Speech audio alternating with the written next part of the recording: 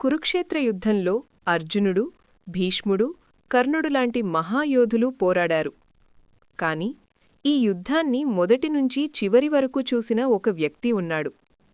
అతను యుద్ధంలో పాల్గొనలేదు. అతను యుద్ధభూమిలో కూడా లేడు. అతను ఒక కొండపై ఉన్నాడు.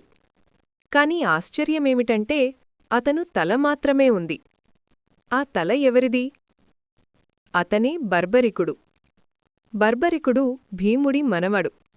భీముడి కుమారుడు ఘటోత్కచుడు. ఘటోత్కచుడి కుమారుడే బర్బరికుడు. చిన్నప్పటినుంచే అతను అపారమైన శక్తితో పెరిగాడు.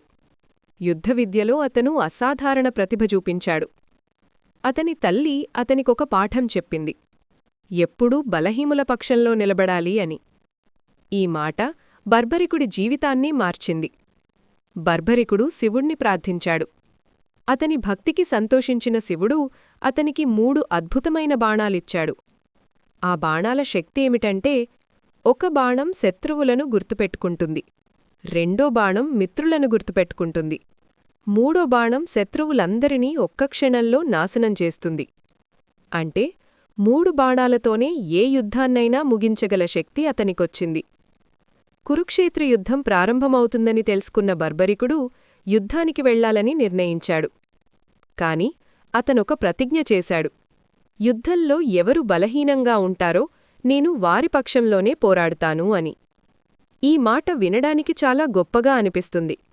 కాని దాని వెనుక ఒక ప్రమాదకరమైన సమస్య ఉంది. అప్పుడు కృష్ణుడు ఒక బ్రాహ్మణుడి వేషంలో బర్బరికుణ్ణి కలిశాడు.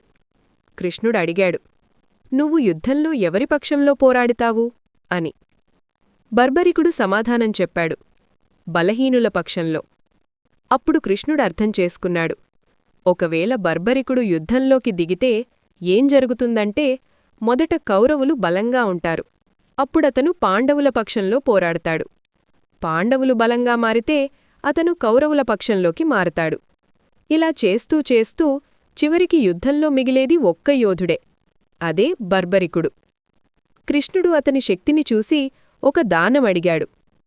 బర్బరికుడడిగాడు, "ఏ దానం కావాలి?" అని. కృష్ణుడన్నాడు, "నీ తల." ఈ మాట విన్నప్పుడు అక్కడి ఉన్నవాళ్లు ఆశ్చర్యపోయారు. కాని బర్బరికుడు ధర్మం కోసం తన తలను దానం చేయడానికి సిద్ధపడ్డాడు. అతను తన తలను కృష్ణుడికిచ్చాడు. కృష్ణుడు బర్బరికుడి తలను ఒక కొండపై ఉంచాడు. అక్కడినుంచి అతను మొత్తం కురుక్షేత్ర యుద్ధాన్ని చూశాడు. 18 రోజులపాట జరిగిన భీకరమైన యుద్ధాన్ని ఆ తల ఒక్కటే పూర్తిగా చూసింది. యుద్ధం ముగిసిన తర్వాత పాండవుల మధ్య ఒక వాదన జరిగింది. ఈ యుద్ధాన్ని గెలిపించింది ఎవరు? అర్జునుడా, భీముడా? అప్పుడు కృష్ణుడన్నాడు, "ఇది ఎవరికీ తెలియదు. కాని యుద్ధాన్ని చూసిన ఒకరికి మాత్రం తెలుసు."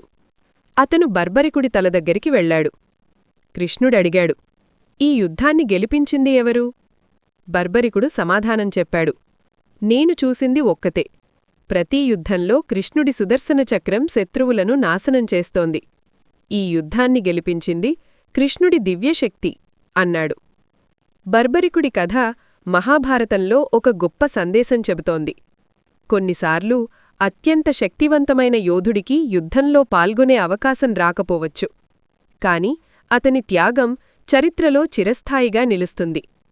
మీకు ఏమనిపిస్తోంది? బర్బరికుడు యుద్ధంలో పాల్గొంటే కురుక్షేత్ర యుద్ధం ఎలా మారేది?